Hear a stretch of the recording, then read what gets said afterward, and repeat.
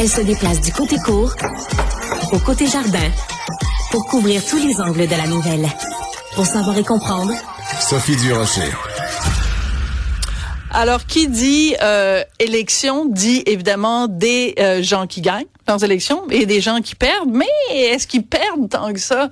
Peut-être qu'ils perdent leur poste de député, mais il peut dire d'Aido que c'est peut être payant dans certains cas. On va en parler avec Nicolas Gagnon, qui est directeur pour le Québec pour la Fédération canadienne des contribuables. Bonjour Nicolas, j'ai l'impression qu'on se parle chaque semaine parce que chaque semaine, il y a des scandales qui touchent en tout cas les poches des contribuables. Et là, cette fois-ci, c'est assez poche ce qui se passe avec les poches des contribuables. Vous avez accumulé des chiffres à la Fédération.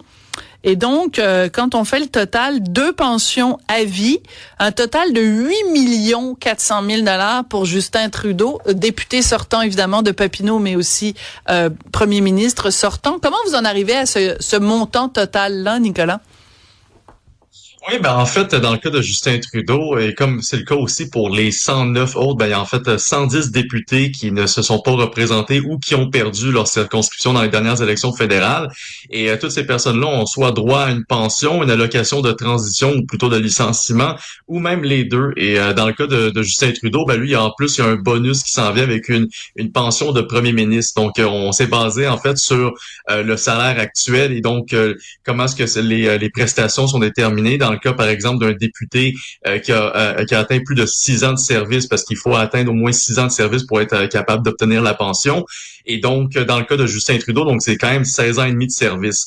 Dans son cas, ça veut dire que dès l'âge de 55 ans, parce que en fait, les députés peuvent obtenir leur pension dès 65 ans, mais ils peuvent l'obtenir à 55 ans, moins 10% de la pension totale. Et donc, dans le cas de Justin Trudeau, c'est quand même 140 000 $ par année qu'il va obtenir à sa pension. Et par-dessus le marché, vu qu'il a été premier ministre pendant 4 ans, il a droit à une seconde pension qui, elle, est d'à peu près 73 000 $ par année dès l'âge de 67 ans. Et donc, nous, on a cumulé essentiellement à la fois cette pension de député et cette pension de premier ministre, qui est essentiellement une pension platine que très peu d'autres personnes ont accès là, dans la fonction publique fédérale. Et au final, on obtient le chiffre d'environ 8,4 millions de $. Donc, entre le moment où Justin Trudeau percevra les premiers dollars de sa pension et l'âge de 90 ans, si bien sûr il va au-delà de l'âge de 90 ans, la facture augmentera.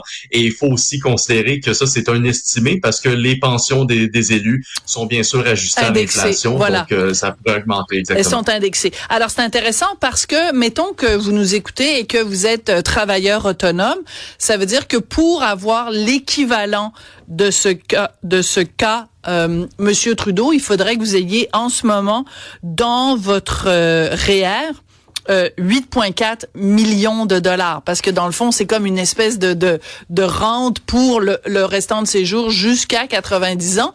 L'espérance de vie pour un homme en ce moment est peut-être un petit peu autour de 82, 83 ans quand même, parce que pour les femmes, c'est 84.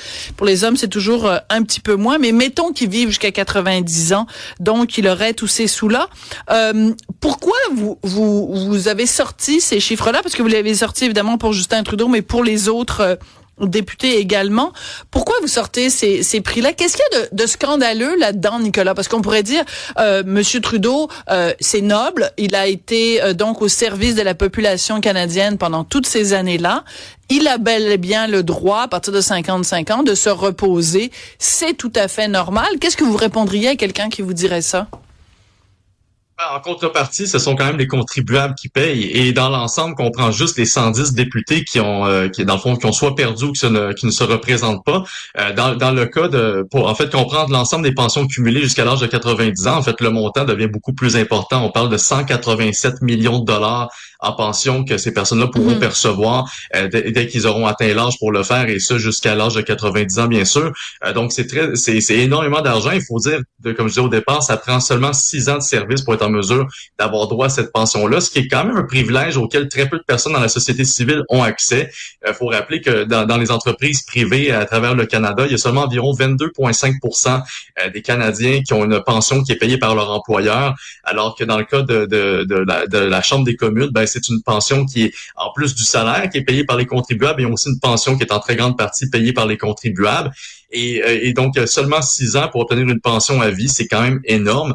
Dans le cas de Justin Trudeau, ben c'est pire, c'est qu'on lui donne une pension platine quand même de 73 000 seulement parce qu'il a été premier ministre.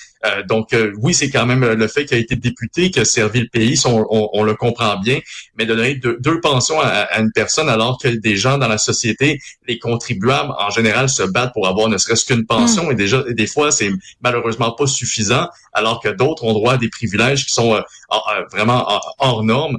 Donc, on espère, en fait, que s'il y a vraiment une conscience à Ottawa présentement quant à la rigueur, quant à la gestion des finances publiques, ben, que ce ménage-là commencerait par le haut de la pyramide. Donc, on s'attaque à cette fameuse pension platine des premiers ministres, qu'on s'attaque à ces allocations de transition qui sont très importantes, parce que même les députés qui n'ont pas remporté leur circonscription et qui n'ont pas fait 6 ans de service ont quand même droit à une allocation de transition qui est l'équivalent d'environ 50% de leur salaire. Ouais. Et par-dessus le marché, ils ont aussi une allocation qui leur permet jusqu'à 15 000 de facturer des cours et des formations qui leur permettent de se recycler en fait sur le marché du travail. Se réorienter, c'est ça. Mais en même temps, OK, je vais faire l'avocat du diable parce que habituellement, évidemment, je suis toujours prête à défendre le contribuable et je le suis dans ce cas-ci aussi. Mais quand même, si on veut attirer les gens, parce que la politique, c'est ingrat. On se fait varloper à longueur de temps. Les médias sociaux sont rendus complètement délirants. Les gens maintenant n'hésitent pas à aller manifester devant chez vous. Il y a des crinqués comme Eve Engler qui s'en va, devant les élus. Il l'a fait à Mélanie Joly, il l'a fait à Madame Gainey. Enfin bref, être un député fédéral et a fortiori être un ministre, c'est pas un pique-nique. Il faut que la rétribution, qu'elle soit conséquente, là. Je suis d'accord avec vous sur le fond. C'est vrai qu'à la fin de la journée, ces élus-là, ils ont quand même un travail assez demandant. C'est pas n'importe qui peut se retrouver dans cette position-là et c'est pas n'importe qui peut faire ce travail-là. Si on le comprend. Il y a l'enjeu de la sécurité que vous avez soulevé qui, je pense que ça, c'est un enjeu qui mérite de continuer de marteler. Mais de l'autre côté, quand on parle des pensions, c'est là qu'il y a vraiment, on pourrait dire, là, une division vraiment assez importante entre la réalité du contribuable et la réalité des politiciens. Puis il faut dire que présentement, un député à l'Assemblée, à la Chambre des communes, ça gagne quand même un salaire de pas loin de 210 000 par année. Ouais. Et à chaque 1er avril, le salaire est ajusté à la hausse en fonction de la moyenne des augmentations salariales observées dans les 500 plus grandes entreprises au Canada. Donc, non seulement ils ont des augmentations de salaire à répétition, faut dire que depuis 2015 seulement, le salaire d'un député a augmenté de 30 000 comme ça en catimini, sans qu'il y ait un seul vote qui ait lieu. Donc, les députés ont quand même droit à des bonnes conditions de salaire, des bonnes conditions de travail, malgré, les questions de sécurité qui peuvent survenir, mais à la fin, ils sont quand même dans des conditions qui sont bien au-delà de celles auxquelles les contribuables ont droit, et ce sont les contribuables qui payent à la fois leur salaire, leur pension, les allocations et tout le kit.